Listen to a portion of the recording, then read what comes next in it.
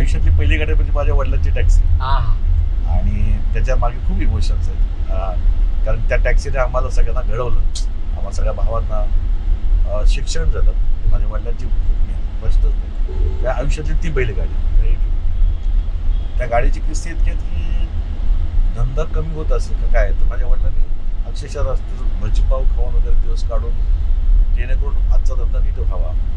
त्यांच्यासाठी पण ते महत्त्वाचे होते. कारण शेवटी आम्हाला सगळ्यांना सुसंस्कृत करायचं होतं, शिक्षण द्यायचं होतं. गाडी, त्या गाडीला कधीही त्यांनी असं हे नाही केलं की लक्ष्मीसारखं सांभाळलं.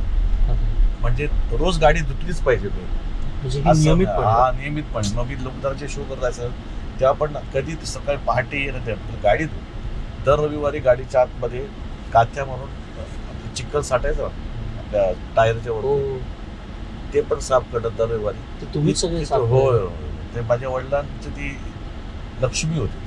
Right. त्यामुळे त्या आयुष्यातली पहिली गाडीच्या मागे खूप इमोशन्स म्हटलं ना, एवढे सारे इमोशन्स आहेत. आज जो काय आहे त्या आयुष्यातल्या पहिल्या गाडीचा आणि माझ्या वडिलांच्या मेहनतीमुळे